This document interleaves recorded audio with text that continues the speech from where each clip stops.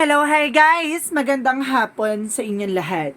This is Jim Pumasagara Channel, a faith healer, also mata reader. So ngayong hapon na to, tingnan natin ano gusto sabihin sa inyo ng ating mga gabay. This is a weekly gabay for the month of September 1 hanggang September 8 for the sign of Sagittarius. So, sagi, welcome to my channel. Ano kayang messages, advices, kaganapan sa buhay mo? Excuse me. Ang ating masasagap for today's video. Ano kayang kaganapan o hanash ang ating mahagilap? So guys, this reading is a general reading lamang, hindi lahat makaka-resonate.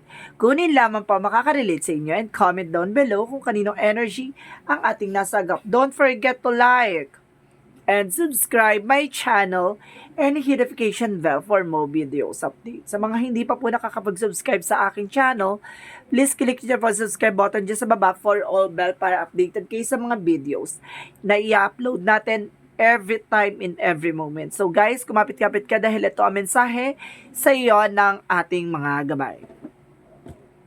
Shuffle muna tayo guys bago tayo magtingin-ingining kineso. So, kamusta kayo dyan na ha? And of course, comment down below kung kaninong energy ang ating nasagap. And of course, comment po kayo ng full name or birthday or or nasaan kayo man sulok ng mundo para at least masagap natin ang inyong energy, no? So, umpisahan na natin.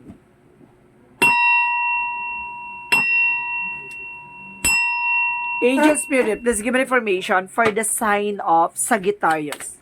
Ano ang pinakamensahe sa iyo ng ating mga gabay? And of course, sinasabi dito, there's a Six of Wands and a Knight of Wands. There is a final push, no? Napakalapit mo na sa success. Kumbaga, there's a victory and success with a Six of Wands. Knight of Wands, sinasabi dito na there's a near of the success and of course, a final push. Or there's a perseverance, no? Kumbaga, tsaga-tsaga lang, hindi ka pwede magmadali. There's a process and progress. What is additional messages? And of course, there's a lover's card. Wow, love life. May pasabog ka dito with a love life. And there's a Five of Swords. So, strategy or self-sabotage. Sinasabi sa'yo dito, mag-ingat-ingat kayo, ha? Kumbaga, meron sa inyong kukuha ng information para siraan ka dito sa person mo. Let's see kung may agawang portion or may ganong eksena, ha? And of course, sinasabi din sa'yo dito, with the Knight of Coin, sinasabi there's a blossoming abundance. Kumbaga, magkakaroon ka ng, shower abundance. At the same time, para mag-uulanin ka ng biyaya dito with the Four of Cups, to evaluate, analyze. No? Kailangan mo munang pag-isipan bago mo pag-desisyonan. What is the Six of Wands? What is the Six of Wands? There's a Seven of there's a Seven of Pentacles or Seven of Coins. Sinasabi dito, there's a harvest time. No, mukhang ito na yung inaantay mong tamang timing for the victory and success. There's a public recognitions or there's a harvest time. No, kumagang bigla ang may eksena dito. No, mayroong taong magbibigay sa'yo ng isang pasabog dito with a harvest time.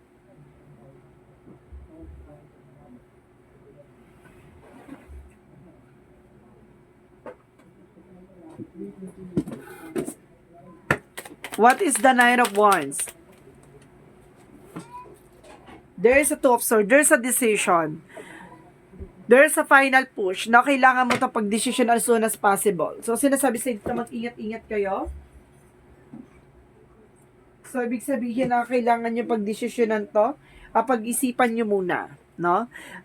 Napakalapit muna para maisa ka to para itong mga pangarap mo. What is the Lover's card? Okay, there's a Knight of Coin. Okay. There's a practicality. Sinasabi dito about sa love life, maging practical ka raw.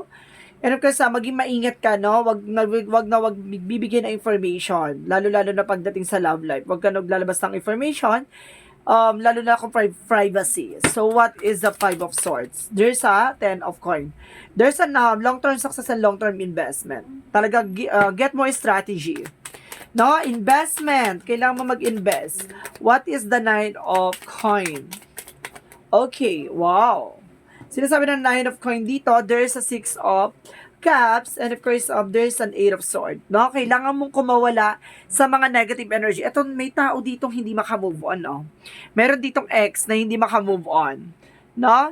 Sinasabi sa'yo dito na, or hindi ka makamove on sa ex mo. No? Sinasabi sa'yo dito na palayain mo yung sarili mo sa mga negatibo. Kumbaga, may success na parating sa'yo with the Wheel of Fortune. Kumbaga, there's kumbaga, turning event. Kumukhang iikot ng kapalaran sa'yo, pero may mga bagay na kailangan mong tanggapin. No, may mga bagay na parang iikot na ang kapalaran o gulong ng palad, mukhang iikot na sa iyong pabor, pero kailangan mong bitawan o kailangan mo ng talikuran na nakaraan.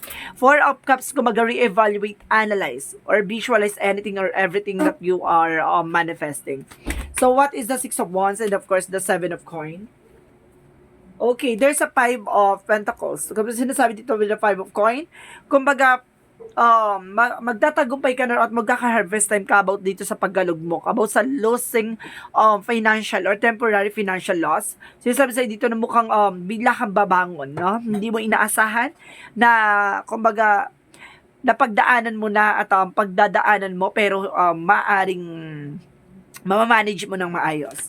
What is the Knight of Wands and of course the Two of Swords? There's a King of Swords, intellectual. So, ibig sabihin, maging matalino ka dito sa pagdidesisyon. Stricto, ganon. Kumbaga, sa pagdidesisyon na to, kailangan wala kang ibang iisipin kundi sarili mo. Kumbaga, pagdidesisyonan mo to ng sarili mo para wala kang ibang sisisihin kundi sarili mo. What is the Lovers and of course the Nine of Cups? There's a Queen of Cups. Oh, there's a healing. No? Maging practical ka and logic dito. Magkaroon ka ng healing with your loved ones. Hindi mo kasi matatagpuan ng taong para sa'yo kung hindi ka pa nakakalimot o hindi mo pa nakakalimutan ang nakaraan mo. And of course, sinasabi dito with the judgment call, there's a pay attention. And of course, there's a red flag. Or sinasabi sa'yo dito na self-sabotage. Mas lalo mong sinisira yung sarili mo kapag hindi mo to ginawa. No? Take action. Pakawalan ang nakaraan. What is the Nine of Coin? The Six of Cups and of course the Eight of Swords. Okay, there's an High Priestess. There's an hidden agenda or hidden enemies. Ibig sabihin dito, parang there's an ego, no? Kumbaga, binabalot ka dito ng kalugmukan or parang kalungkutan, no? Sinasabi sa'yo dito, Tina, kailangan mong pakawalan to. Yun yung nagbibigay blockages sa'yo, kaya hindi ka makapag-moving forward. No? Kailangan mong bitawan ang nakaraan, bagkos sa kailangan mong humarap sa kasalukuyan. What is the Four of Cups and the Wheel of Fortune?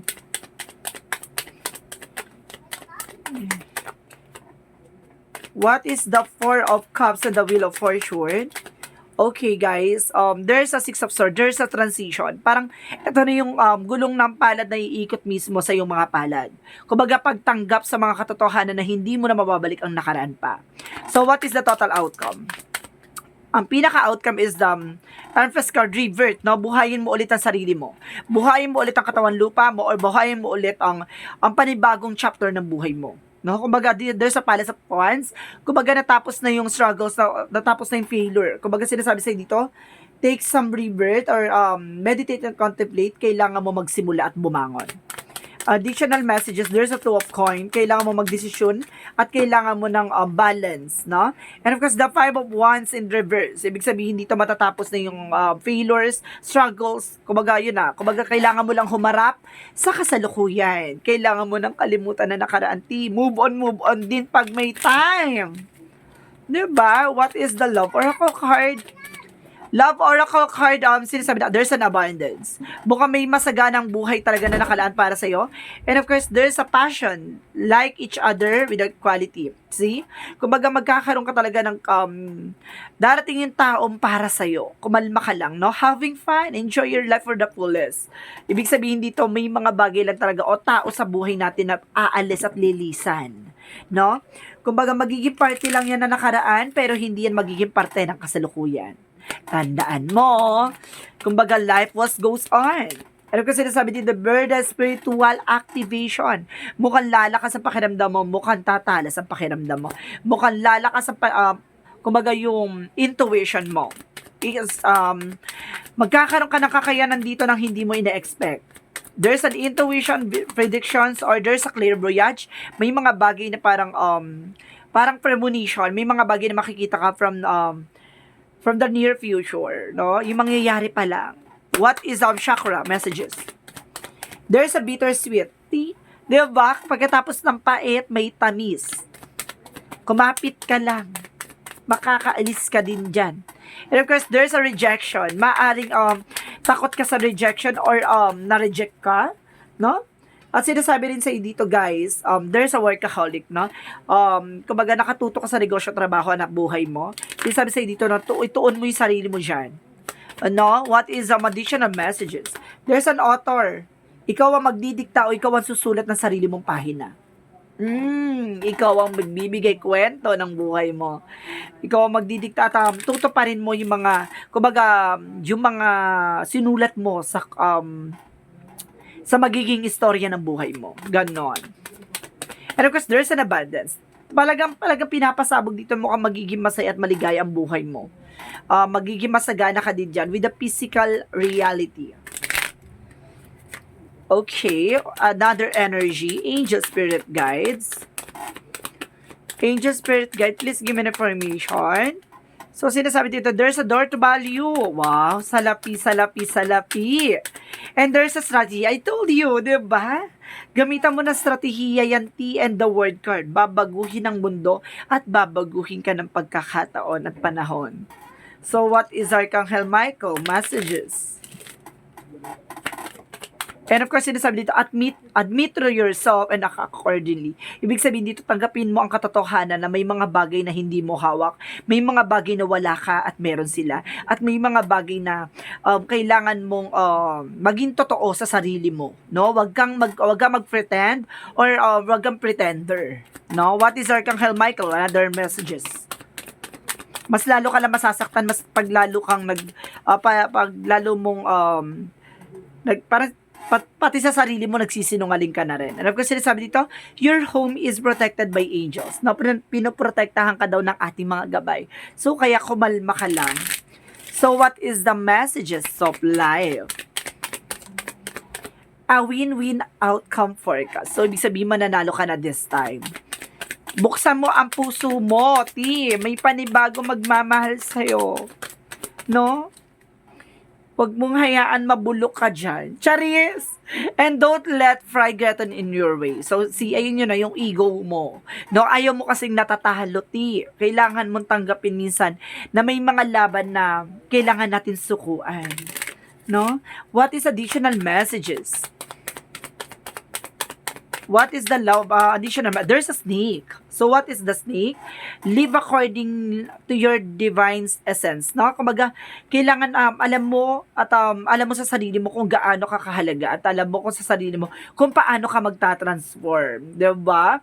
Kumbaga sinasabi dito elemental kingdom, kumbaga ikaw ang magdidikta ng buhay mo. No? Kumbaga ang sarili mong yun ang sarili mo ang kalaban mo, no?